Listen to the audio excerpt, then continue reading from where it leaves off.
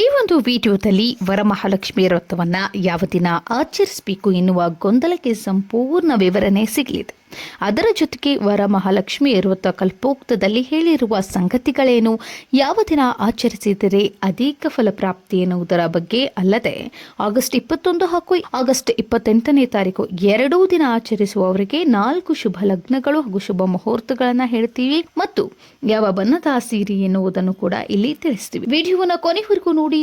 ಅದೇ ರೀತಿ ನೀವಿನ್ನು ನಮ್ಮ ಚಾನಲ್ಗೆ ಹೊಸಬರಾದಲ್ಲಿ ಕೂಡಲೇ ಚಾನಲ್ನ ಲೈಕ್ ಮಾಡಿ, ಶೇರ್ ಮಾಡಿ, ಸಬ್ಸ್ಕ್ರೈಬ್ ಮಾಡೋದನ್ನ ಮರಿಬೇಡಿ. ಇದೇ ರೀತಿಯ ವರಮಹಾಲಕ್ಷ್ಮಿಯ ವಿಡಿಯೋಗಳನ್ನು ನಾವು ನಮ್ಮ ಚಾನಲ್ನಲ್ಲಿ ಹಾಕಿದ್ದೇವೆ, ಅದನ್ನು ಕೂಡ ವೀಕ್ಷಿಸಿ. ಸಕಲ ಶಾಸ್ತ್ರ ಪುರಾಣ ಹಾಗೂ ವರಲಕ್ಷ್ಮಿ ವ್ರತ ಕಲ್ಪೋಕ್ತದಲ್ಲಿ ಉಲ್ಲೇಖವಾಗಿರುವ ಪ್ರಕಾರ ಶುಕ್ಲ ಶ್ರಾವಣಿಕೆ ಮಾಸೆ ಪೂರ್ಣಿಮಾ ಪಾಂತ್ಯ ಭಾರ್ಗವೇ ವರಲಕ್ಷ್ಮಾ ವ್ರತಂ ಕಾರ್ಯಂ ಸೌಭಾಗ್ಯ ಸುಖ ಸಿದ್ಧೆ ಎಂಬುದಾಗಿ ತಿಳಿಸಲಾಗಿದೆ.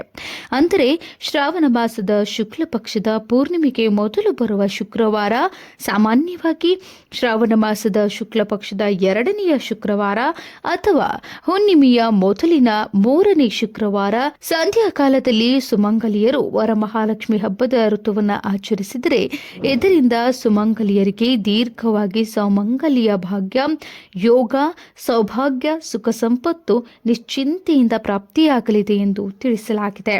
ಹಾಗಾಗಿ ಈ ವರ್ಷ 2026ರಲ್ಲಿ ಶ್ರಾವಣ ಮಾಸವು ಆಗಸ್ಟ್ 13ನೇ ತಾರೀಕಿನಂದು ಪ್ರಾರಂಭವಾಗಲಿದ್ದು, ಆಗಸ್ಟ್ 14ರಂದು ಶುಕ್ರವಾರ ಶ್ರಾವಣ ಮಾಸದ ಶುಕ್ಲ ಪಕ್ಷದ ಮೊದಲನೇ ಶುಕ್ರವಾಗಿರಲಿದೆ. ಶ್ರಾವಣ ಮಾಸದ ಶುಕ್ಲ ಪಕ್ಷದ 2ನೇ ಶುಕ್ರವಾರವು ಆಗಸ್ಟ್ 21ರಂದು ಇರಲಿದ್ದು, ಶಾಸ್ತ್ರದ ಪ್ರಕಾರ ಈ ವರ್ಷ ವರಮಹಾಲಕ್ಷ್ಮಿ ಹಬ್ಬವನ್ನ ಒಂಟಿಕೊಪ್ಪಲು ಪಂಚಾಂಗದ ಪ್ರಕಾರ ಆಗಸ್ಟ್ 21ನೇ ತಾರೀಕು ಆಚರಿಸಬೇಕಾಗಿದೆ.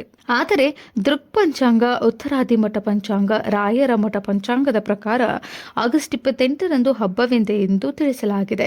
ಏಕೆಂದರೆ 3ನೇ ಶುಕ್ರವಾರ ಆಗಸ್ಟ್ 28 ಕೂಡ ತುಂಬಾ ವಿಶೇಷವಾಗಿರುವ ಕಾರಣ, ಅಲ್ಲದೆ ಅಂದು ಪೂರ್ಣಿಮೆಯ ದಿನವಾಗಿರುವ ಕಾರಣ, ಅಲ್ಲದೆ ಹುಣ್ಣಿಮೆಯ ತಿಥಿಯು ಮಹಾಲಕ್ಷ್ಮಿ ದೇವಿಗೆ ಅತ್ಯಂತ ಪ್ರಿಯವಾದ ತಿಥಿಯಾಗಿರುವ ಕಾರಣ ಆಗಸ್ಟ್ 28ರಂದು ಕೂಡ ಶುಕ್ರವಾರದಂದು ಅತ್ಯಂತ ಶ್ರೇಷ್ಠವಾಗಿರಲಿದ್ದು ಆ ದಿನವೂ ಕೂಡ ಆಚರಿಸಬಹುದೆಂದು ಪಂಚಾಂಗದಲ್ಲಿ ಉಲ್ಲೇಖಿಸಿದ್ದಾರೆ. ಇನ್ನು 2026ರ ಆಗಸ್ಟ್ 21ರಂದು ಹಬ್ಬವನ್ನು ಆಚರಿಸುವವರಿಗೆ ಶುಭ ಲಗ್ನಗಳು ಹಾಗೂ ಸ್ಥಿರ ಲಗ್ನಗಳ ಮುಹೂರ್ತಗಳನ್ನು ನೋಡುವುದಾದರೆ, ಮೊದಲನೆಯ ಮುಹೂರ್ತ ನಮಗೆ ಬೆಳಗ್ಗೆ 6 ಗಂಟೆ 12ರಿಂದ 8 ಗಂಟೆ 5 ನಿಮಿಷದವರೆಗೆ ಶ್ರೇಷ್ಠವಾದ ಸಿಂಹ ಲಗ್ನವಿರಲಿದೆ. ಇನ್ನು ಮಧ್ಯಾಹ್ನ ವೃಶ್ಚಿಕ ಲಗ್ನ ಪ್ರಾಪ್ತವಾಗಲಿದ್ದು 12 ಗಂಟೆ 56 ನಿಮಿಷದಿಂದ 3 ಗಂಟೆ 8 ನಿಮಿಷದವರೆಗೆ ನಮಗೆ ವೃಶ್ಚಿಕ ಲಗ್ನ ಪ್ರಾಪ್ತಿಯಾಗಿರುವ ಕಾರಣ ಆ ಸಮಯದಲ್ಲಿಯೂ ಕೂಡ ನಾವು ಇನ್ನು ಸಾಯಂಕಾಲ ಕುಂಭಲಗ್ನ ವಿಶೇಷವ ಹಾಗೂ ಶ್ರೇಷ್ಠವಾಗಿರಲಿದ್ದು ಪೂಜೆಗೆ ತುಂಬಾ ಉತ್ತಮವಾಗಿರಲಿದೆ. ಹಾಗಾಗಿ ಸಾಯಂಕಾಲ 7 ಗಂಟೆಯಿಂದ ರಾತ್ರಿ 8 ಗಂಟೆ 30 ನಿಮಿಷದ ಒಳಗೆ ನೀವು ಪೂಜೆಯನ್ನು ಕೈಗೊಳ್ಳಬಹುದಾಗಿದೆ. ಇನ್ನು ಮಧ್ಯರಾತ್ರಿ ಸಿದ್ಧಿಪಡಿಸಿಕೊಳ್ಳಲು ವೃಷಭ ಲಗ್ನ ಬೇಕಾದವರು 12 ಗಂಟೆ 3 ನಿಮಿಷದಿಂದ 1 ಗಂಟೆ 58 ನಿಮಿಷದವರೆಗೆ ರಾತ್ರಿ ನಿಮಗೆ ವೃಷಭ ಲಗ್ನ ಸಿಗಲಿದೆ. ಆ ಸಮಯದಲ್ಲಿ ಕೂಡ ವರಮಹಾಲಕ್ಷ್ಮಿ ಹಬ್ಬವನ್ನು ಆಚರಿಸಿ ಸಿದ್ಧಿಪಡಿಸಿಕೊಳ್ಳಬಹುದು. ಇನ್ನು ಆಗಸ್ಟ್ 21ರಂದು ಆಚರಣೆ ಆಗದೇ ಹೋದಲ್ಲಿ ನೀವು ಆಗಸ್ಟ್ 28ರಂದು ಹಬ್ಬವನ್ನು ಆಚರಿಸಬಹುದು.